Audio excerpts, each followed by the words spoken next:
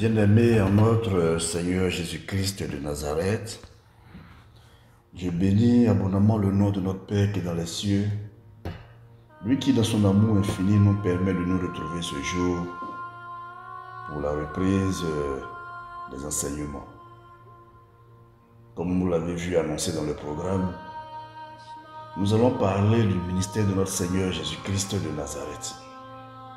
Et parlant du ministère de notre Seigneur Jésus-Christ de Nazareth, nous avons deux thématiques qui nous intéressent. Aujourd'hui, donc, nous allons parler de la ville de Capharnaüm.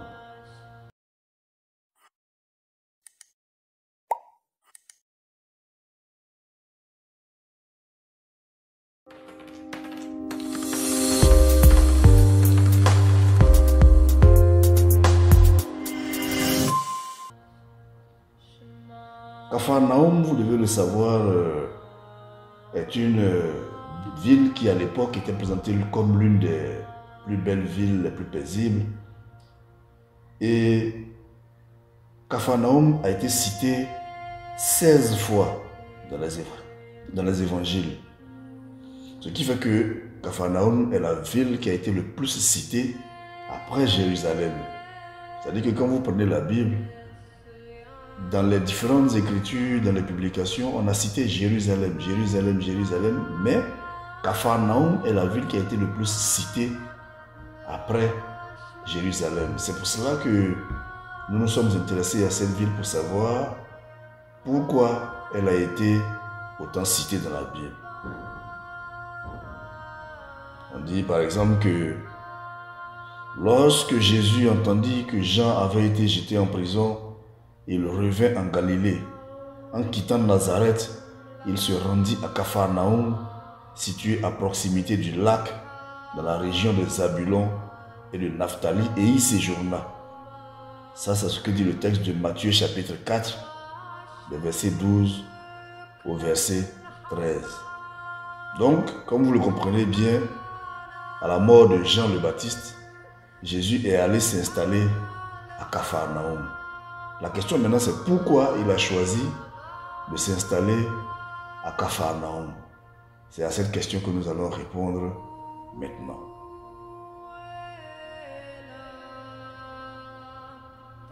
Capharnaüm, qu'on appelle également Capernaum, était à l'époque un village de pêcheurs. Et c'était une province de Galilée. Et le village se trouvait au bord du lac de Tibériade. Bon, je dis ces noms parce que ce sont des noms que vous voyez très souvent dans la Bible, mais certaines personnes ne s'attardent pas là-dessus, ne cherchent pas à comprendre de quoi il s'agit. Donc Capharnaüm se trouvait principalement au nord-ouest, au bord du lac Tibériade, dans l'État d'Israël bien entendu. Et à cette époque, Capharnaüm était sous la dynastie des Hasmonéens. Et pendant cette période, donc, le village faisait autour de 6 à 10 hectares. C'était un tout petit village. 6 à 10 hectares, c'est le terrain que certains aujourd'hui prennent pour faire leur plantation de béa ou leur plantation de cacao, ou de je ne sais quoi. Mais c'est ça qui représentait le village et ils avaient à peu près 1700 personnes. Autant dire que, comparé à notre époque, c'était pas un village aussi gros. Mais à cette époque-là, si quand même c'était un village important. Alors au passage, je voudrais vous rappeler que les Hasmonéens qui dirigeaient à l'époque la ville de Capharnaüm, c'était une dynastie qui a pris le pouvoir après la révolte des Maccabées. Vous connaissez les Maccabées dans la Bible. Bon, ça, peut-être qu'une autre fois on va revenir dessus. Mais il faut déjà savoir que la révolte des Maccabées avait pour but de s'opposer à l'imposition de la civilisation grecque aux Juifs. C'est-à-dire que à cette époque-là, les gens ont voulu effacer la culture des Juifs pour leur imposer la culture grecque. Et donc le peuple s'est révolté et c'est cette révolte qu'on a appelée la révolte des Maccabées. Et lorsque cette révolte-là a eu lieu, c'est la dynastie des Hasmonéens qui a pris le pouvoir dans la région et principalement à Capharnaüm. Un peu comme ce qui se passe aujourd'hui, hein, où les gens arrivent, on dit, bon, la culture des Africains, on va l'effacer, on va imposer la culture des Français, on va imposer la culture des Anglais, des Espagnols. Donc du coup, dans le pays, on ne parle plus de nos propres langues, on ne parle plus de notre propre culture, etc. Tout ce qu'on fait vient de tel autre peuple qui nous a colonisés. C'est ce que les Grecs devaient faire à cette époque aux Juifs. Mais là, les gens ont refusé. Et quand ils ont refusé, donc, ça a provoqué une révolte. Et c'est cette révolte qu'on a appelée la révolte des Maccabées. Étymologiquement, donc, le nom de Capharnaüm vient de l'hébreu Kafar Nahum. Kafar veut dire village et Nahum veut dire la compassion, la consolation. Donc, quand vous prenez le nom de Capharnaüm, littéralement, ça voulait dire le village de la compassion ou le village du consolateur. Je répète, quand on fait la décomposition du nom Capharnaüm, ça voulait dire le village de la compassion ou le village du consolateur. Mais bien aimé en notre Seigneur Jésus-Christ de Nazareth, cela me fait penser à une similitude dans la Bible quand on parle de consolateur. En effet, dans la Bible, on parle du consolateur. Mais qui on appelle le consolateur dans la Bible? Alors, parlant de consolateur, généralement, les exégètes emploient le mot paraclet. C'est un mot qui vient du grec parakletos, et en latin, ça donne paracletus. Et le paraclet veut dire celui qu'on appelle au secours, celui qui intercède. Et c'est à partir de là qu'on a formé les mots avocat, défenseur et intercesseur. Donc le paraclet, c'est celui qui intercède, qu'on appelle au secours, c'est celui qui est l'avocat, c'est le défenseur. C'est l'intercesseur en fait. Mais bien aimé en notre Seigneur Jésus-Christ de Nazareth, vous le savez, le paraclet désigne en quelque sorte l'Esprit Saint. Et donc appliqué à l'Esprit Saint, le mot paraclet veut dire le défenseur, l'intercesseur, le consolateur. Si vous remarquez bien dans la première épître de Jean chapitre 2 verset 1, le mot paraclet est attribué à notre Seigneur Jésus-Christ de Nazareth. Et parce que presque toutes les versions françaises de la Bible donnent le sens de paraclet, donnent comme sens au mot paraclet le mot avocat. Donc le paraclet c'est l'avocat et ce terme a été attribué pour désigner notre Seigneur Jésus-Christ de Nazareth. Comme disait l'auteur, si quelqu'un pêche, nous avons pour avocat par excellence auprès du Père Jésus-Christ de Nazareth, qui est le juste par excellence. Je vais vous présenter quelques versets concernant le consolateur. Jean chapitre 14 verset 16, il est écrit: « Et moi je prierai le Père, et il vous donnera un autre consolateur, afin qu'il demeure éternellement avec vous. »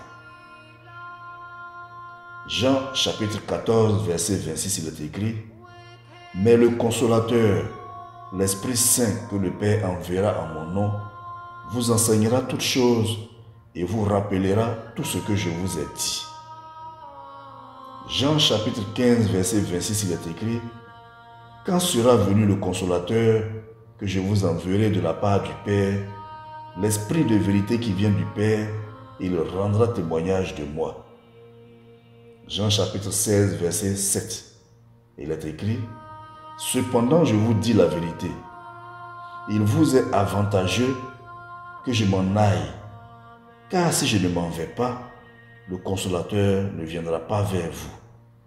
Mais si je m'en vais, je vous l'enverrai. » Jean chapitre 16 verset 8.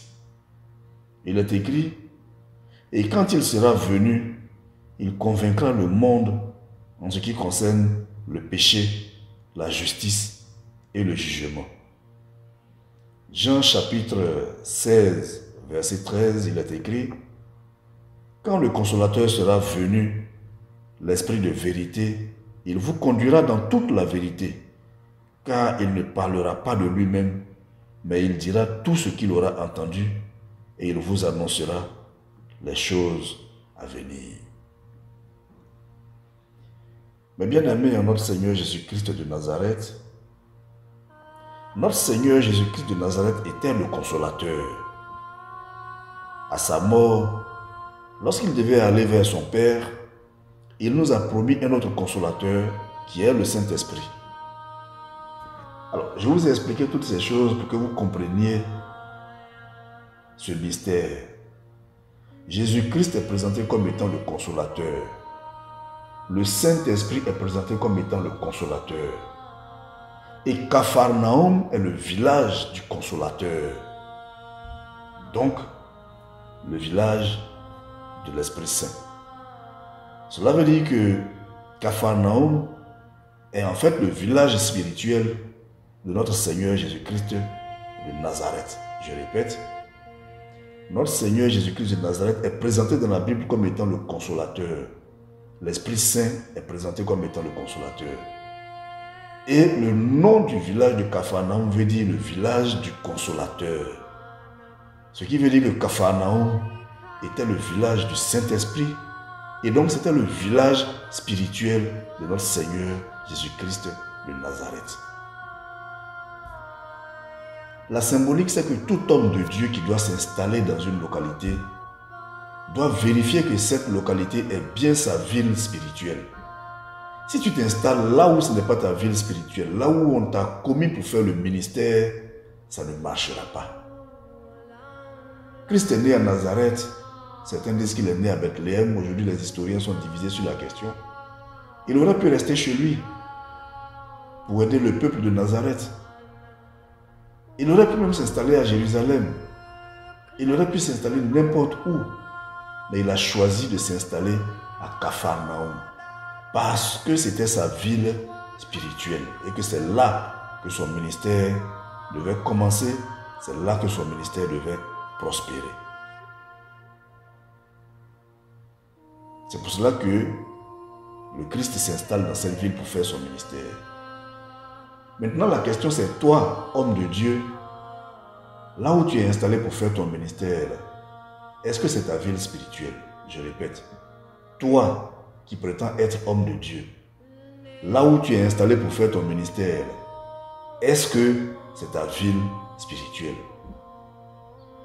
Ils sont tous assis à Abidjan, comme si Abidjan était la seule ville spirituelle pour tous ces hommes de Dieu. Mais la vérité, c'est que nous le savons. Deux panthères ne peuvent pas séjourner dans le même trou. Donc la ville d'Abidjan ne peut pas être la ville spirituelle de tous ces hommes de Dieu qui sont installés là-bas. Il y a un problème. Il y a un problème. Si nous prenons 1000 hommes de Dieu installés pour 1 million d'habitants, ça veut dire qu'on a un homme de Dieu pour 100 habitants. Il y a un problème. Il y a un problème. Donc chaque homme de Dieu doit avant toute chose rechercher sa ville spirituelle avant de s'installer. Mais les gens disent, moi je préfère rester à Abidjan qui est la capitale parce que il y a beaucoup de choses à gagner, il y a beaucoup de choses à faire. Bon, donc je préfère rester à la capitale, c'est mieux. Mais Jésus-Christ de Nazareth aurait pu chercher à rester à la capitale. Mais non, il a choisi sa ville spirituelle, la ville qui lui correspondait spirituellement. Bon, c'est vrai, dans la Bible, le nom de Capharnaüm, certains ont fait un rapprochement avec le prophète Nahum pour dire que c'est la ville de Nahum. Bon, parce qu'on disait qu'il était originaire du village. Les gens certains ont fait cette analogie là, mais la réalité, c'est que le site du prophète Nahum, quand les historiens ont fait les recherches, on s'est rendu compte que le site qu'habitait le prophète Nahum s'appelait El Koché.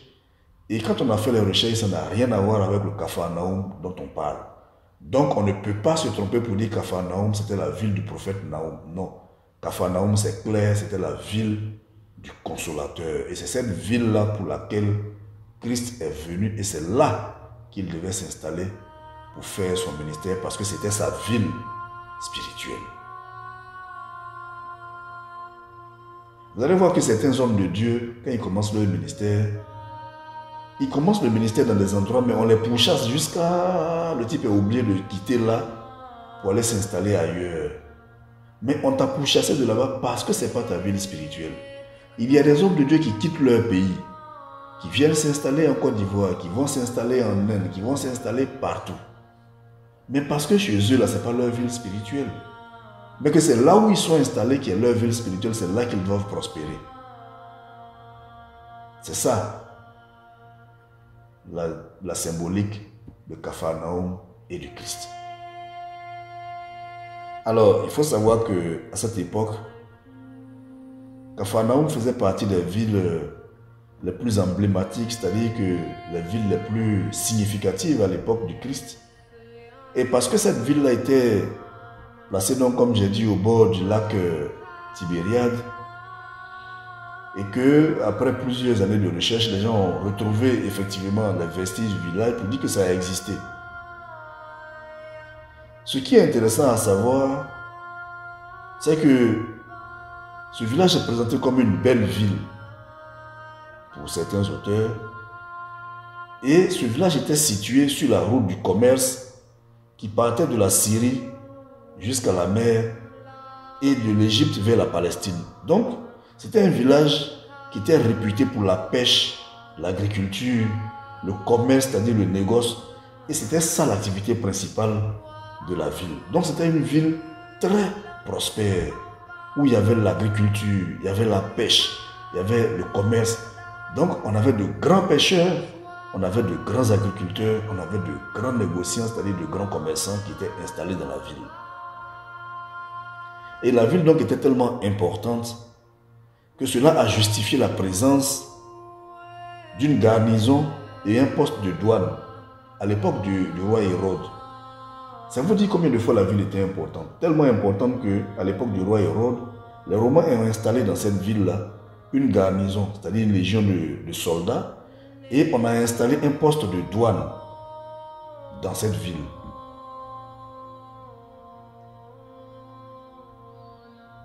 Et c'est dans cette cité bénie là que notre Seigneur Jésus-Christ de Nazareth s'est retiré pour faire son ministère.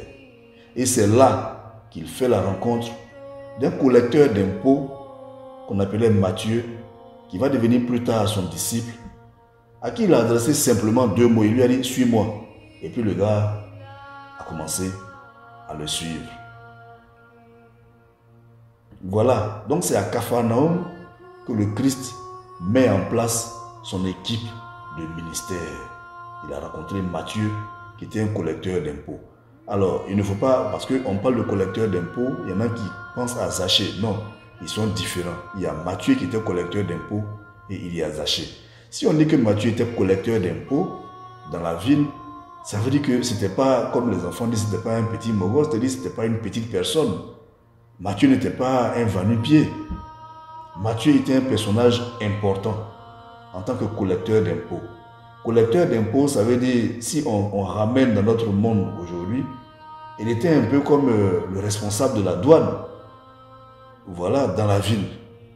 Alors, vous imaginez aujourd'hui, le Christ arrive et il dit à ce responsable de la douane, « Suis-moi ». Et le gars commence à suivre Matthieu. Aujourd'hui, quand les hommes de Dieu s'en vont prêcher, qu'ils croisent des gens d'un certain niveau, les gens disent « Oh, attends, moi je suis un responsable, qu'est-ce que j'ai à aller faire avec un vanipié? Attends. » Vous les invitez même à des séances de prière, leur rang fait qu'ils n'ont pas envie qu'on sache qu'ils prient avec vous. Vous les invitez à des séances de prière, ils n'ont pas le temps d'aller parce qu'il ne faut pas, les gens vont dire que moi, un responsable comme ça, je vais dans un endroit comme ça. Matthieu était un responsable. Le Christ lui a dit, suis-moi, et il l'a suivi. Qu'est-ce que toi tu as de mieux que Matthieu n'avait pas? Et donc c'est dans cette ville que Christ va s'installer pour commencer dans son ministère. Mais bien aimé en notre Seigneur Jésus-Christ de Nazareth, Capharnaüm va être le lieu des miracles et des enseignements de notre Seigneur Jésus-Christ de Nazareth. Je répète, Capharnaüm va être le lieu des miracles et des enseignements de notre Seigneur Jésus-Christ de Nazareth. Effectivement, c'est à Capharnaüm que le Christ va accomplir de nombreux miracles. Par exemple, c'est là-bas qu'il a libéré le fou qui était possédé d'un démon qui l'habitait. C'est là-bas qu'il a guéri la belle-mère de Pierre. C'est là-bas qu'il a guéri le serviteur, le centurion de la garnison. Mais le miracle le plus marquant que Jésus a fait à Capharnaüm, c'était celui de la guérison du paralytique dont on parle dans l'évangile de Luc. Une guérison qui s'est faite de façon spectaculaire. On vous a dit dans la Bible, on dit qu'il y a des gens qui sont arrivés et il y avait sur une civière un homme qui était paralysé et il voulait absolument le faire rentrer pour le placer devant Jésus. Mais comme ils ne voyaient pas comment faire à cause de la foule, ils sont montés sur le toit et en écartant les tuiles, ils l'ont fait descendre avec sa civière en plein milieu devant Jésus. Et quand Jésus a vu leur foi, il a dit, « Homme, tes péchés te sont pardonnés. » Dès qu'il a dit cela, le paralytique s'est levé, il a commencé à marcher immédiatement. Alors tous ces péchés, tous ces miracles qu'on vous a relatés dans la Bible, c'est à Capharnaüm que le Christ les a faits. L'évangile nous dit que quelques jours plus tard, Jésus est revenu à Capharnaüm et on a appris qu'il était à la maison. Dans l'évangile de Marc, on dit, quelques jours plus tard, Jésus revint à Capharnaüm et l'on a appris qu'il était à la maison. Ce qui veut dire que Capharnaüm, le Christ considérait que c'était sa maison. C'est ce que je vous ai dit. C'était son village natal, c'était sa maison, c'était son village spirituel plutôt. Capharnaüm était le village spirituel du Christ, mais c'était la maison spirituelle du Christ. C'est écrit dans la Bible, dans le livre, dans l'évangile selon Marc. Il a écrit quelques jours plus tard, Jésus revint à Capharnaüm et l'on apprit qu'il était à la maison. C'est donc à Capharnaüm et même probablement là-bas que Jésus a prononcé la parabole du bon grain de l'ivraie. Vous connaissez la parabole du bon grain de l'ivraie, il faut savoir séparer le bon grain de l'ivraie. Et donc, dans cette ville-là, Jésus va faire de nombreux miracles. Pour ne pas dire que la plupart, pour ne pas dire presque tous ces miracles, il les a fait à Capharnaüm. Mais en dehors des miracles, tous ces grands enseignements, il les a fait également à Capharnaüm. Rappelez-vous le discours, ce grand discours qu'il a prononcé sur le pain de vie, c'est à Capharnaüm. Après avoir multiplié les pains, il disait ainsi, Amen, Amen, je vous le dis, vous me cherchez non parce que vous avez vu des signes, mais parce que vous avez mangé de ces pains et que vous avez été rassasiés. Travaillez non pour la nourriture qui se perd, mais pour la nourriture qui demeure jusque dans la vie éternelle, celle que vous donnera le Fils de l'homme, lui que Dieu le Père a marqué de son sceau. Donc tous ces grands enseignements, le Christ les a faits à Capharnaüm, parce que l'histoire nous dit que il s'est installé là-bas pendant 2 ans et plus. Or, nous le savons tous, son ministère a duré en tout et pour tout 3 ans. Il a commencé à 30 ans, il est mort à 33 ans, d'après ce que disent les historiens. Donc sur les 3 ans, il a passé plus de 2 ans à Capharnaüm, à séjourner là-bas, parce que c'était sa maison spirituelle. Mais bien aimé en notre Seigneur Jésus-Christ de Nazareth, il se trouve que malgré tout ce que le Christ a fait à Capharnaüm, malgré la présence du Messie dans leur ville, malgré tous ces prodiges, malgré le nombre significatif spirituel de la ville, les habitants ne faisaient pas attention à ces choses. C'est pour cela que j'ai intitulé cet enseignement Capharnaüm, l'épouse répudiée. L'épouse répudiée, c'est-à-dire c'est l'épouse qu'on a divorcée, qu'on a chassée. Capharnaüm, donc, en réalité, est devenue une reine maudite. Capharnaüm est devenue la plus belle femme sans époux. Pourquoi? Je vais vous expliquer. Je reviens donc pour dire qu'à l'époque, donc, il y avait un poste de douane. Il y avait une petite garnison romaine qui était commandée par un centurion. Et donc, l'apôtre Lévi, qu'on appelait Matthieu, avait un bureau où il prélevait la taxe maritime sur les pêches et la taxe frontalière sur les marchandises. Donc c'était un boss en fait. C'était une ville de pêcheurs et de paysans. Alors, il y avait dans cette ville des juifs croyants qui fréquentaient la synagogue. Mais ces juifs croyants qui fréquentaient la synagogue ne voulaient rien entendre de la parole que Jésus-Christ de Nazareth prononçait. Je répète, il y avait dans cette ville des juifs croyants qui fréquentaient la synagogue, mais ils ne voulaient rien entendre de ce que le Christ leur disait. Parce qu'en fait, ces gens étaient attachés à leur culture traditionnelle, leur culture spirituelle ancestrale. Donc tout ce que le Christ leur disait là, ce n'était pas leur problème. Voilà. Donc malgré tous les miracles, malgré tous les enseignements que le Christ faisait, eux, ce n'était pas leur problème. Eux, c'est ce qu'eux, ils connaissaient. Et qu'est-ce que ces juifs-là connaissaient? Ils connaissaient la loi de Moïse. C'est-à-dire, depuis leur enfance, on leur a dit que le prophète, c'est Moïse. La plus grande religion qui existe, c'est la loi de Moïse, etc. Donc, eux, tout ce que Jésus-Christ va venir leur dire, là, ce n'est pas leur problème.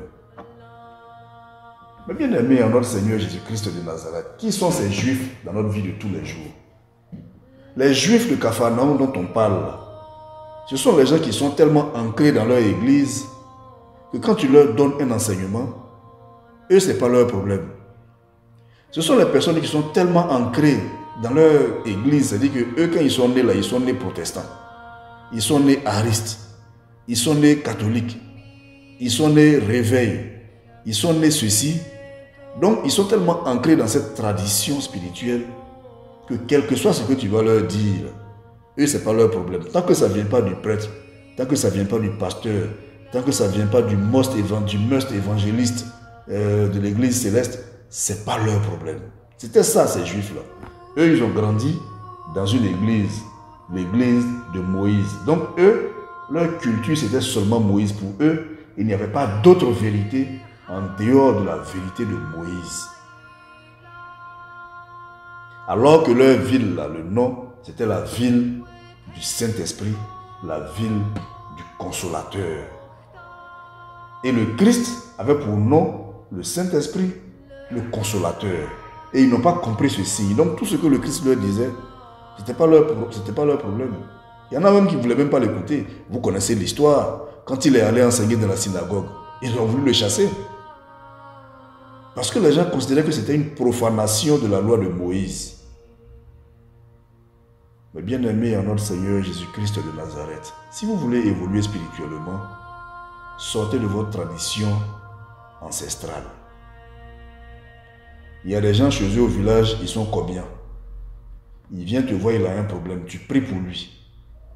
Mais quand il retourne au village, il va aller demander au fétiche si ce que tu as dit en priant pour lui, là, la révélation que tu lui fais, est-ce que c'est vrai? Il y a des gens, eux, dans leur famille, là, eux, ils consultent les marabouts. Le type est persécuté. Il vient te voir, tu pries pour lui. Mais quand il retourne chez lui à la maison, il retourne aller voir, il s'en va consulter pour voir si ce que tu as dit là, c'est vrai. Donc souvent, quand certaines personnes viennent te voir pour intercéder, Dès que tu commences à lui faire la révélation, il dit oui, je suis passé voir un marabout, il m'a dit ça. Il y a beaucoup de marabouts qui m'ont dit ça même. Et en tout cas, les gens me disent ça. Ah, mais tu es venu me voir pourquoi alors? Si tes marabouts t'ont déjà fait ces révélations, tu es venu me voir pourquoi? Pourquoi tu demandes mon intercession? Pourquoi les marabouts qui t'ont fait ces révélations n'ont pas fait ton intercession pour te guérir et puis tu te retournes vers moi? C'est ça les Juifs de Capharnaüm. C'est toutes ces personnes-là qui représentent les Juifs de Capharnaüm. Si vous voulez connaître la parole de Dieu, oubliez ce qu'on vous a dit sur Dieu et naissez de nouveau. Christ l'a dit à Nicodème. Je vous ai dit dans l'enseignement sur Nicodème. Nicodème n'était pas un petit monsieur. Nicodème était un docteur de la loi. C'était un évêque, en fait. On m'a dit évêque, c'était un gradé de l'église. Mais lui qui était le gradé de l'église, qui était un des patrons de l'église, il est revenu voir Jésus pour dire, bon, écoute, il faut que tu m'enseignes. Parce que tout ce que je croyais savoir jusqu'à présent, là, je me suis trompé. Le Christ lui a dit, si tu veux que je t'enseigne, il faut que tu acceptes de naître de nouveau. Il lui a dit, mais comment moi je peux naître de nouveau à mon âge? Est-ce que je peux rentrer dans le ventre de ma mère pour naître encore? Et Christ s'est moqué de lui en lui disant, mais attends, toi qui es docteur de la loi, tu ne connais pas cet enseignement, tu ne connais pas ces lois-là. Attends mon frère, en qu'est-ce que tu as appris pendant toutes ces années? Non, ce que je suis en train de te demander, ce n'est pas de renaître physiquement, mais je te demande de renaître spirituellement, de renaître d'eau et d'esprit. C'est-à-dire, accepte que le Saint-Esprit descende en toi pour t'instruire. Parce que jusqu'à présent, tout ce que tu sais, c'est ce que les humains t'ont appris. C'est ce que les lois t'ont appris. C'est ce que les livres t'ont appris. Il y a des gens qui font leur culture dans les livres. Quand il finit de lire tous les livres, il dit il est un grand pasteur. Quand il finit de lire tous ces livres, il dit il est puissamment ouin. Qui t'a oué puissamment comme ça, mon frère? Il faut accepter de naître de nouveau. Et c'est ce que Christ a proposé aux habitants de Capharnaüm. Mais ils ont refusé, tout comme beaucoup d'entre vous sont en train de le faire. Il y en a qui sont en train de m'écouter et puis ils disent, mais celui-là, il raconte quoi même? Ça là, je vais prendre l'enseignement là, je vais aller donner au pasteur. Je vais prendre son enseignement là, ce qu'il est en train de raconter là. Je vais aller dire au prêtre. Et quand ils vont aller dire au prêtre, le prêtre va dire, oh, laissez-les. Il ne sait pas de quoi il parle.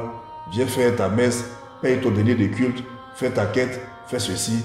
Et puis, Dieu t'a accepté dans son royaume. Ok. Rendons grâce à Dieu pour toutes choses.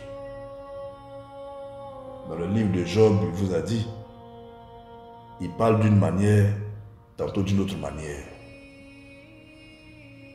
Mais bien aimé en notre Seigneur Jésus-Christ de Nazareth, je vais vous lire le texte de Luc, chapitre 10.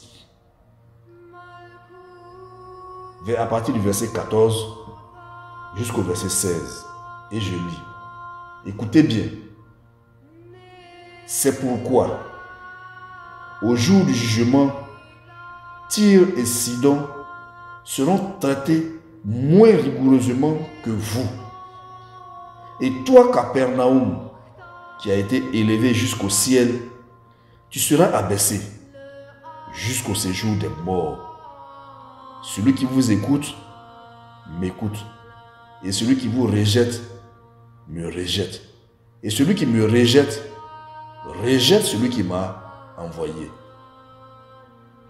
Parole de notre Seigneur Jésus-Christ de Nazareth. Je relis le texte. Luc, chapitre 10, versets 14 à 16.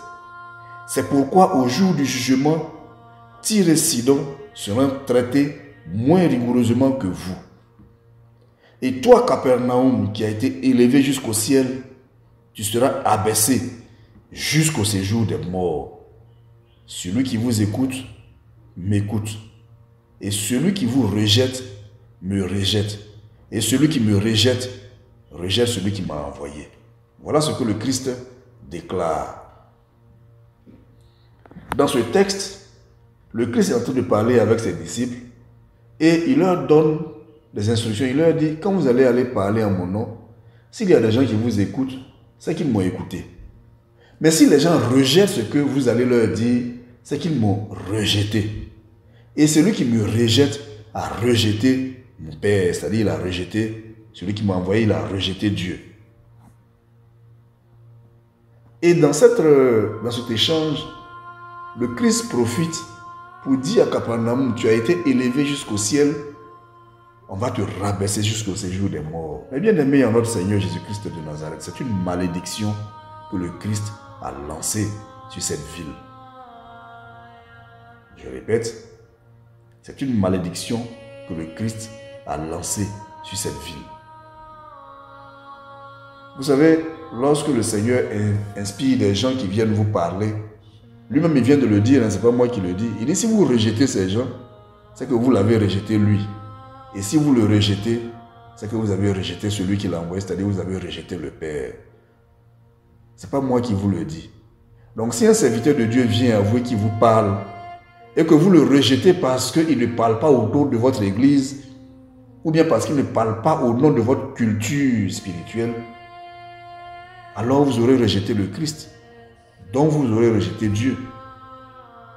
Parce que vous ne pouvez pas décréter que Dieu va décider de parler par le nom d'une seule personne. C'est-à-dire que moi, si ce n'est pas le pasteur, Dieu ne peut pas passer par quelqu'un d'autre pour me parler. Si ce n'est pas l'évêque, Dieu ne peut pas passer par quelqu'un d'autre pour me parler. Si ce n'est pas le maître évangéliste, Dieu ne peut pas passer par quelqu'un d'autre pour me parler. Pourquoi? Pour décréter qu'en dehors de vos guides spirituels ou de vos leaders religieux, Dieu ne peut pas passer par quelqu'un d'autre pour vous parler. Alors le Christ vous répond pour dire que lui, il peut choisir quelqu'un d'autre pour venir vous parler et que si vous rejetez cette personne, c'est lui le Christ que vous avez rejeté. Et si vous le rejetez lui, c'est que vous aurez rejeté le Dieu qui l'a envoyé. Et il en profite pour lancer une malédiction à Capernaum. Tu as été élevé jusqu'au ciel, on va te rabaisser jusqu'au séjour des morts. Mais bien aimé en notre Seigneur Jésus-Christ de Nazareth, qu'est-ce qui est arrivé au village de Capernaum? Bien, Capernaum a été gravement endommagé par un tremblement de terre dans les années 746. La ville a été détruite et on a retrouvé les vestiges quelques années plus tard. Donc la ville a été effectivement rasée. Et tous les éléments de la ville, quand les archéologues sont allés faire les fouilles, ils ont retrouvé tous les éléments de la ville. Ça veut dire qu'effectivement la ville existait, mais elle a été rasée. Alors, ce qui s'est passé, c'est que Capharnaüm était une ville biblique très importante. Je l'ai déjà expliqué. Et malheureusement, les habitants n'ont rien retenu de l'enseignement du Christ. Ils l'ont même rejeté. Ils ne faisaient même pas attention aux enseignements du Christ. À la limite même là, ils se moquaient du Christ. Et donc, le Christ a maudit cette ville. Il a lancé lui-même la malédiction sur la ville. Et il a dit, et toi, Capharnaüm, tu as été élevé jusqu'au ciel, mais tu seras rabaissé jusqu'au séjour des morts. Et aujourd'hui, ce qui se passe, c'est que le nom de Capharnaüm même, le mot Capharnaüm, c'est-à-dire la ville a été tellement maudite par le Christ qu'aujourd'hui, le nom Capharnaüm est utilisé au sens figuré pour qualifier un lieu de grande pagaille qui renferme beaucoup d'objets entassés. C'est-à-dire que quand vous allez dans le dictionnaire, maintenant le nom de Capharnaüm même est utilisé au sens figuré pour désigner un lieu de grande pagaille, là où règne le désordre, le chaos. Et ce sens-là a été utilisé par de grands écriteurs de l'époque, comme Honoré de Balzac, etc., qui ont utilisé ce mot pour désigner un lieu de grande pagaille. Voici donc une ville qui au départ est la ville du Consolateur, est la ville du Saint-Esprit. Une ville qui au départ est la maison spirituelle de notre Seigneur Jésus-Christ de Nazareth.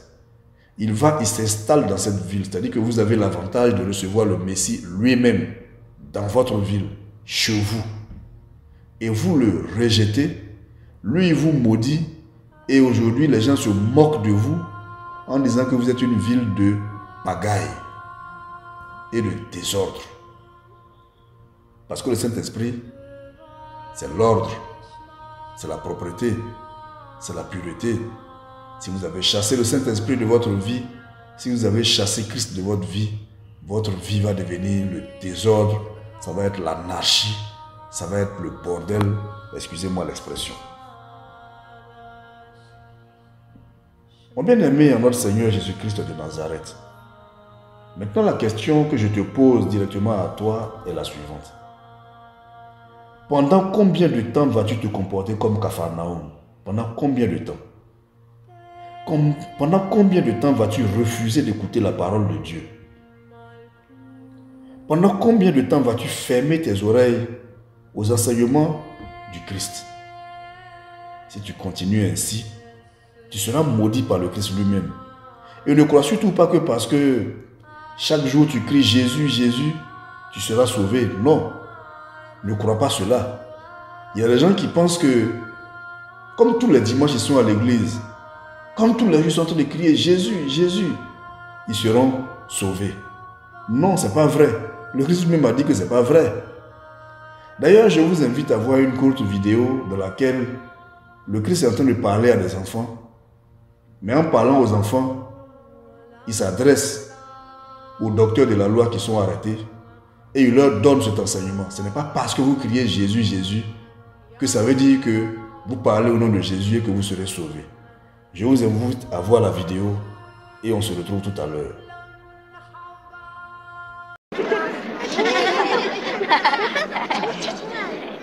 Il était une fois un père qui avait 2 fils. Un jour, s'adressant à son premier fils, il dit « Va travailler dans ma vigne ».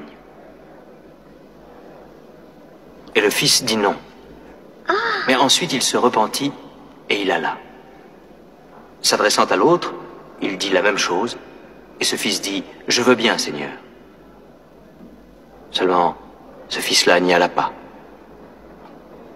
Alors, lequel des 2 fils a fait la volonté du père? Le premier? Le deuxième? Oui, le premier.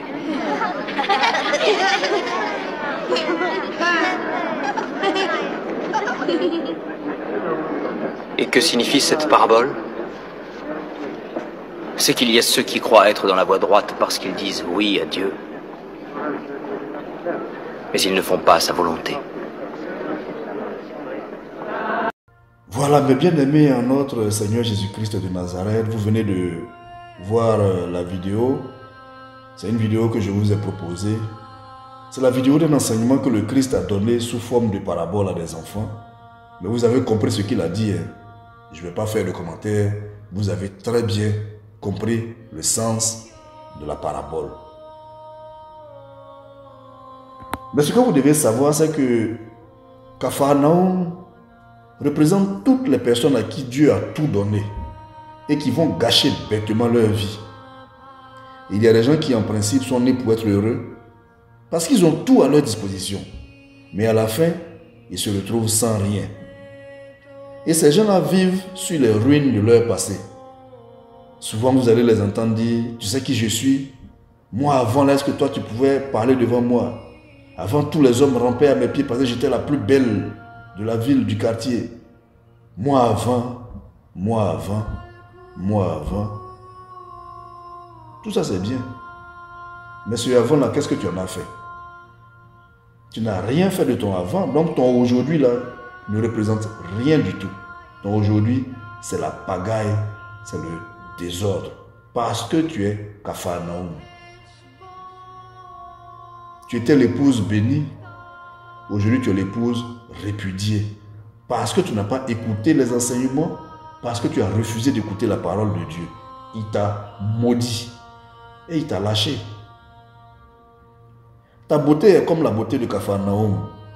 Ta richesse est comme la richesse de Capharnaüm. Ta gloire est comme la gloire de Capharnaüm. Parce que c'était une ville glorieuse où les activités marchaient. Il y avait le commerce, il y avait l'agriculture, il y avait la pêche, les gens avaient de l'argent, ils étaient riches, ils avaient...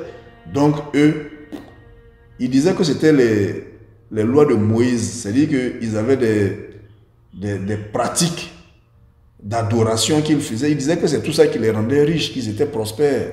Donc ce que le Christ venait leur dire, ce n'était pas leur problème.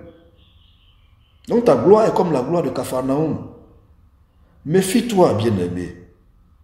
Méfie-toi. Sinon, le Christ lui-même va te maudire, comme il a maudit Capharnaüm. Oui, hein? Moi avant j'étais ceci. Oui, mais aujourd'hui tu n'es rien. Aujourd'hui tu n'es rien. Parce que Dieu t'a parlé, tu as refusé de l'écouter. Tu étais un brillant artiste. Tout le monde aimait tes chansons. Mais aujourd'hui tu n'es rien. Tu étais un jeune plein de talent. Tout le monde t'aimait dans le quartier, tout le monde t'aimait dans la ville, tout le pays t'aimait, le monde entier t'aimait. Mais aujourd'hui tu n'es rien. Tu étais un grand footballeur. Tu étais la star des stades. Tout le monde chantait ton nom. Mais aujourd'hui, tu n'es rien. Tu es même plus endetté que moi qui n'ai jamais été star. Tu es plus endetté que le jeune du quartier même qui se débrouille. Aujourd'hui, tu n'es rien. Simplement parce que Dieu t'a parlé et tu as refusé de l'écouter. Le Christ est venu chez toi. Il a fait de ta vie sa maison. Parce que tu étais béni. Il s'est installé en toi. Il s'est installé chez toi. Il t'a parlé, il t'a enseigné. Il a fait des miracles. Il t'a utilisé pour faire des miracles dans ta vie et autour de toi. Pour que tu comprennes que lui, il est présent dans ta vie. Et tu as refusé de l'écouter. Quand tu avais l'argent, là, tu vivais la belle vie. Et quand les gens te donnaient des conseils, tu leur disais quoi? Laissez-moi vivre ma vie. Maintenant te voilà ruiné. Continue de vivre ta vie. Continue de vivre ta vie. Dieu t'a maudit parce que tu as refusé de l'écouter. Alors, j'en profite pour interpeller les hommes de Dieu. Lorsque vous avez des gens qui viennent à vous, pour vous dire oui papa, c'est-à-dire que avant mes affaires marchaient, maintenant ça ne marche plus. N'allez pas vous jeter dessus pour dire oui, je vais prier pour toi, je vais te délivrer. Toi, tu es qui? Tu ne sais même pas si c'est Dieu qui l'a maudit. Et toi, tu prends l'engagement de prier pour lui. Ça ne marche pas comme ça. La première chose, demande à Dieu, mais celui-là, qu'est-ce qu'il a fait? La meilleure façon de faire, donc, c'est ce que nous on fait à la Renaissance. Chez nous, quand tu arrives là, on te donne le travail. Va faire, tu fais. Dieu te parle toi-même directement pour dire voilà ce que je te reproche. Une fois qu'on a l'information, on te dit bon maintenant voilà, il faut demander pardon à Dieu. Voilà la méthode pour demander pardon à Dieu. Quand tu fais et que ça marche, on te dit bon, maintenant que Dieu t'a pardonné, voilà ce que tu dois faire pour récupérer tes affaires. C'est une démarche cohérente. Mais quand vous arrivez dans les églises, le type arrive, on ne sait même pas ce qu'il a comme problème. Une fois qu'il donne de l'argent aux hommes de Dieu, les voilà maintenant tous en train de faire des prières, Satan sort ici, mais vous racontez quoi même? Vous racontez quoi exactement? Qu'est-ce que vous racontez? Qui vous a dit que c'est Satan? Peut-être que cet homme s'est comporté comme Capharnaüm et que Dieu l'a maudit, que le Christ l'a maudit. Qu'est-ce que toi tu en sais? Donnez-lui le travail à faire. Si vous ne faites pas un bon diagnostic, vous ne serez pas de bons médecins spirituels. Et le meilleur diagnostic dans le monde spirituel, c'est le malade lui-même qui doit le faire. Parce que lui, il sait, il a fait des choses que vous ne saurez jamais. Quand le malade vient à vous dans le monde spirituel, il sait de quoi il souffre. Lui, il sait. Il vient vous tenter pour voir si vous voyez vraiment. Et toi aussi, tu te jettes tellement tu veux faire plaisir, tellement tu veux te produire, tu veux te faire voir. Tu commences à lancer les prophéties façon. Oui, Dieu m'a dit ça, Dieu m'a dit ça. En tant que quand tu fais ça, le type, lui, il sait qu'une année, il a fait telle chose. Il est assis, il te regarde. Ne nous rendons pas ridicules, nous qui parlons au nom de notre Seigneur Jésus-Christ de Nazareth. Soyons cohérents dans notre démarche, s'il vous plaît. Bien-aimé en notre Seigneur Jésus-Christ de Nazareth. Je vais vous lire un texte, Jean chapitre 12, verset 48. Il est écrit, « Celui qui me rejette et qui ne reçoit pas mes paroles a son juge. La parole que j'ai annoncée, c'est elle qui le jugera au dernier jour. » Ça veut dire que je suis en train de te parler. Actuellement là, je suis en train de te parler. Tu refuses de m'écouter parce que je ne suis pas le pasteur de ton église. Tu refuses de m'écouter parce que je ne suis pas ton prêtre, je ne suis pas ton évêque. Dieu dit dans le texte de Jean chapitre 12 verset 48, il dit que tu as ton juge. Ce que je suis en train de t'annoncer là, c'est ça qui va te juger demain. Jean chapitre 13 verset 20. En vérité, je vous le dis, celui qui reçoit celui que j'aurai envoyé me reçoit. Et celui qui me reçoit celui qui m'a envoyé. Donc, bien-aimé, si je suis en train de te parler et que tu me reçois, considère que tu as reçu le Christ.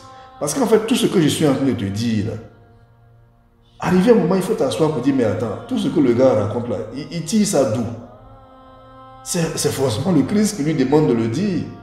Sinon, pourquoi moi je vais m'asseoir, prendre mon temps, parler? J'aurais pu faire autre chose.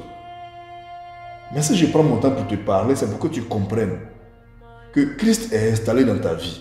Actuellement, tu es la plus belle femme du quartier, de la ville. Tous les hommes te courent après. Les gens riches, les gens beaux, les gens ceci. Et toi, au lieu de t'appuyer sur la parole de Dieu pour faire ton choix, tu sautes à gauche, tu sautes à droite, tu utilises ton corps comme tu veux. C'est bien. Mais Christ te maudira, comme il a maudit Capharnaüm. Parce qu'il te parle et tu refuses de l'écouter. Aujourd'hui, tu es ministre. Tu utilises ton pouvoir pour faire des choses qu'on ne doit pas faire. Tu intimides les gens, tu violes les femmes, ça ne va pas quelque part. Tu fais ceci, tu mets des gens en prison, tu chasses les gens de leur boulot, ça ne va pas quelque part. Parce que tu es le ministre. Dieu te parle et tu refuses de l'écouter. Aujourd'hui, tu es le président de la République. Tu utilises ton pouvoir pour brimer le peuple. Tu tues qui tu veux. Tu mets les gens en prison. Quand on te parle, oh, je m'en fous, laissez-le, il va mourir en prison. Tu attrapes telle femme, la femme de tes ministres, tu couches avec elle, tu fais tout ça. Dieu te parle et tu refuses de l'écouter. Il dit, quand il te parle et puis tu refuses de l'écouter, la parole qu'il t'adresse, c'est cette parole-là qui va te juger.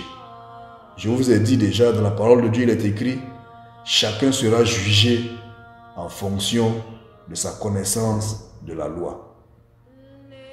Aujourd'hui, tu es le patron.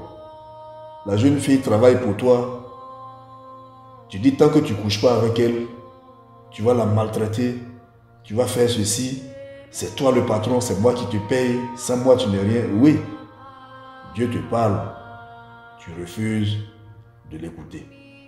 Un temps vient où tu vas être obligé de l'écouter, mais malheureusement, en ce temps-là, il t'aura déjà maudit.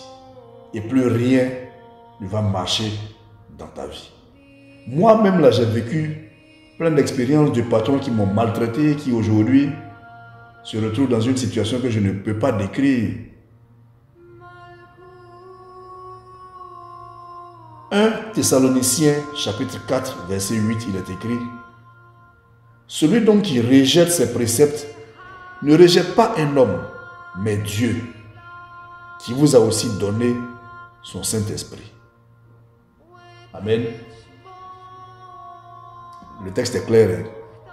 Quand je te parle, et puis tu dis, oh, il n'a qu'à quitter là-bas, c'est lequel gars ça, mais il parle beaucoup sur les choses, il parle beaucoup là, il a quel problème celui-là? Quand tu dis ça et que tu me rejettes, ce n'est pas moi que tu es en train de critiquer. Hein? La parole de Dieu dit que c'est Dieu lui-même que tu es en train de critiquer. C'est l'Esprit Saint que tu es en train de critiquer. Parce que tu te sens protégé par ton prêtre, parce que tu te sens protégé par ton pasteur. Mais la malédiction que Christ a prononcée comme Capharnaüm n'était pas dirigée contre le monde entier. C'était dirigé contre Capharnaüm seul. Et c'est Capharnaüm seul qui a été détruit, qui a été rasé et qui n'existait plus. Ce jour-là, ni le prêtre, ni le pasteur, ni ton must évangéliste, ni ton dévancier, ils ne seront pas là quand tu vas encaisser seul le coup et ils ne pourront rien faire pour toi. À la limite, à la fin, ils vont dire, oh, celui-là, laissez-le, son affaire là, c'est compliqué. Et puis, pour bien faire les choses, ils vont dire que c'est parce que tu es sorcier, tu as tué quelqu'un, que depuis l'on prie pour toi, ça ne finit pas. Oh, c'est pas ça.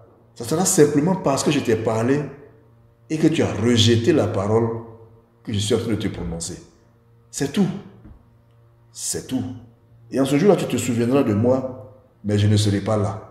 Et tu ne pourras plus me joindre. Parce que Dieu en a décidé ainsi. Si aujourd'hui Capharnaüm avait le temps de revenir en arrière pour dire « Seigneur, on a compris », ils allaient le faire. Malheureusement, Capharnaüm n'existe plus. Ça avait été rasé. On a retrouvé les vestiges. C'est vrai, la nouvelle ville a été reconstituée, tout ça c'est bien. Mais le Christ n'est plus là. Il n'est plus là. Maintenant, c'est par les songes et par les visions que vous allez le voir. Alors que là, il était là physiquement avec vous. Vous pouviez le toucher. Maintenant, c'est par les songes et par les visions que vous allez lui parler. Aujourd'hui, je suis en train de vous parler. Je suis en train de te parler, mon bien-aimé, à notre Seigneur Jésus-Christ de Nazareth. Tu as la possibilité de me toucher et d'écouter ce que je te dis. Et tu me rejettes. Un jour viendra où c'est en songe ou en vision que tu vas me voir, mais ça va être différent. Ça ne sera pas la même chose. Bien-aimé en notre Seigneur Jésus-Christ de Nazareth, je vais maintenant vous présenter la vidéo d'un homme qui a été président de la République. Pour vous dire que le pouvoir que vous avez aujourd'hui, qui fait que vous vous croyez fort, vous vous croyez au-dessus de tous et au-dessus de tout, là, ça va passer. Tôt ou tard, ça va passer. Aucun pouvoir ne dure éternellement, sauf le pouvoir de Christ. Cet homme était président de la République. À 25 ans, il a été le plus jeune président de la République du monde. Il avait 25 ans. Il a pris le pouvoir à la suite d'un coup d'État en Sierra Leone, le 29 avril 1992. Et quand il a pris le pouvoir, il avait 25 ans, il tendait vers les 26 ans. Il était le plus jeune chef d'État du monde. En décembre, c'est-à-dire lui il a pris le pouvoir en avril 92, en décembre 92, il y a eu une tentative de coup d'État et il a fait tuer 26 militaires. Il est soupçonné de rébellion, c'est-à-dire qu'il n'a pas eu la preuve, mais il est soupçonné simplement. 26 personnes, il les a fait exécuter. Et quand les gens lui parlaient, ce n'était pas son problème, c'était un jeune yéyé.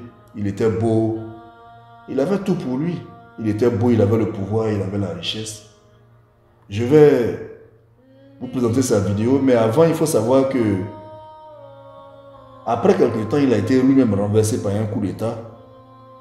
Et aujourd'hui, où je vous parle, depuis 2010, il s'est retrouvé au Sénégal, dans une ville qu'on appelle Touba. Et vous savez ce qu'il est devenu? En français, on dit il erre dans les rues, c'est-à-dire il se promène dans les rues, il vagabonde dans les rues. On dit même qu'il est devenu fou. En 2012, on l'a retrouvé en Sierra Leone, à Freetown. Il était dans un état de vagabondage total. Et il vivait au crochet de sa mère. Celle qui lui parlait, qui lui donnait les conseils, puis il refusait d'écouter. Il vivait au crochet de sa mère et il a été déclaré pauvre. Cet homme s'appelle Valentine Strasser. Donc, comme je le disais, à 25-26 ans, il est devenu le plus jeune président de la République du monde. Fort, riche, très beau. Vous allez le voir dans la vidéo. Bien mignon. Il avait tout ce qu'il voulait. Il faisait tout ce qu'il voulait. Il faisait tout ça sauf la volonté de Dieu qu'il refusait de faire. Il a fait tuer des gens. Il a emprisonné des gens. Il se croyait invincible. Exactement comme toi aujourd'hui, tu te crois invincible. Mais aujourd'hui, là, il est devenu pauvre et indigent. Je vous le répète encore une fois. Cet homme s'appelle Valentine Strasser. Et je vous propose de suivre sa vidéo. On se retrouve après. Valentin Strasser est devenu le plus jeune chef d'État du monde en 1992 lorsqu'il a pris le pouvoir en Sierra Leone, 3 jours après son 25e anniversaire. Le capitaine Strasser était l'un des principaux membres d'un groupe de 6 jeunes officiers qui ont chassé le président Joseph Saïdou Momo du pouvoir le 29 avril 1992, lors d'un coup d'État militaire. Ils ont créé une junte militaire appelée Conseil national provisoire de gouvernement, NPRC. Le jeune officier militaire, né le 26 avril 1967 à Freetown, en Sierra Leone, n'avait probablement jamais imaginé être le plus jeune dirigeant du monde et le président fondateur de la NPRC à 25 ans. Les événements qui se sont déroulés lui ont offert ces énormes possibilités. Le jeune et ambitieux Valentin Strasser avait alors été envoyé en mission dans le district de Kaila, dans l'est du pays, pour faire face à une rébellion et à une insurrection menée par un ancien caporal de l'armée qui luttait contre le gouvernement légitime de Momo. Alors que la bataille faisait rage, Valentin Strasser et ses collègues soldats se sont retrouvés à court d'équipement comme des bottes. Les soldats n'ont jamais reçu leur salaire à temps et leur bien-être ne figurait pas en tête de liste des priorités du gouvernement. Leurs nombreux appels au gouvernement sierra-léonais pour obtenir ces équipements sont tombés dans de sourdes oreilles. Le 29 avril 1992, Strasser a conduit une équipe de jeunes soldats à marcher en tenue de combat de Kaila à la maison de l'État pour protester contre leurs conditions de travail. L'apparition des soldats dans la capitale a choqué plus d'un, le président Momo ayant même été contraint de fuir le pays pour s'exiler à Conakry, la capitale guinéenne. Cela a créé un vide au pouvoir, et Valentin Strasser et ses hommes en ont profité pour prendre les rênes du pays. Ils ont formé la NPRC et faire de Strasser le chef et président du pays. Les jeunes étaient si heureux d'avoir Strasser au pouvoir, avec la conviction qu'il lutterait pour leur cause. La jeunesse de Strasser aurait cependant été à l'origine de sa chute. Après son arrivée au pouvoir, il a poursuivi la guerre rebelle contre le chef rebelle Foday Sanko et en a fait l'une de ses principales priorités, mais il n'a pas réussi.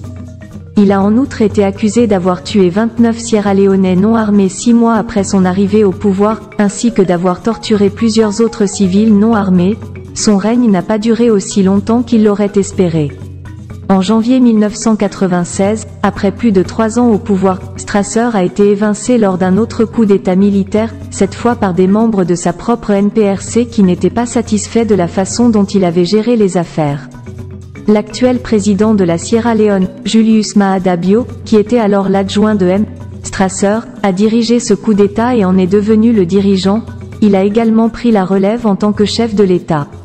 Strasser, après son expulsion du pouvoir, est parti pour le Royaume-Uni, où il a étudié le droit à l'université de Warwick à Coventry, en Angleterre. Pour des raisons inconnues, il a arrêté ses études au bout d'1 an et est parti pour la Gambie en 2000, mais son entrée dans ce pays lui a été refusée. Il est ensuite retourné en Sierra Leone où il vit dans une pauvreté abjecte. Mes bien-aimés en notre Seigneur Jésus-Christ de Nazareth, je suis moi-même ému par cette vidéo. Après avoir vu ceci, je n'ai pas d'autres commentaires à faire. Bien-aimé, ton destin est entre tes mains. Si tu veux, tu m'écoutes. Si tu veux, tu écoutes la parole de Dieu. Si tu veux, n'écoute pas la parole de Dieu. Si tu veux, fais la volonté de Dieu. Si tu veux, ne fais pas la volonté de Dieu. Mais il faut que tu comprennes qu'aucun pouvoir, quel qu'il soit, ne dure éternellement, si ce n'est que le pouvoir de Dieu seul. Je répète, aucun pouvoir ne dure éternellement si ce n'est que le pouvoir de Dieu seul. Je répète également encore que rien ni personne ne mérite qu'on s'y attache vraiment si ce n'est que Dieu seul. Je répète, rien ni personne ne mérite qu'on s'y attache vraiment si ce n'est que Dieu seul. Ne sois pas comme Capharnaüm, cette ville de Galilée qui était riche, prospère, cette ville de pêche et de commerce, une ville prospère où vivaient des hommes riches, une ville où le Christ lui-même est allé s'installer, où Dieu lui-même est allé s'installer, qui a reçu les enseignements venant de Dieu lui-même, qui a vu les miracles venant de Dieu lui-même, qui a reçu tous les messages venant de Dieu lui-même et qui pourtant a rejeté la parole de Dieu et qui a été maudite par Dieu lui-même. Si Dieu lui-même te maudit, qui peut te sauver? Voilà la question. Mais bien aimé en notre Seigneur Jésus-Christ de Nazareth, j'ai été heureux de partager ces instants avec vous. J'espère que vous avez compris le sens de cet enseignement. On se retrouve dimanche prochain pour un autre enseignement dans le cadre des sermons du dimanche. Et le dimanche prochain, nous parlerons de l'apôtre Pierre. D'ici là, portez-vous bien et que notre Père qui est dans les cieux vous garde, qu'il dispose votre esprit, votre cœur et votre âme à écouter sa parole et à recevoir les gens qui vous parlent en son nom. En toute chose que vous ferez, que sa gloire rayonne et que son nom soit béni dans les siècles des siècles. Amen. Amen. Amen.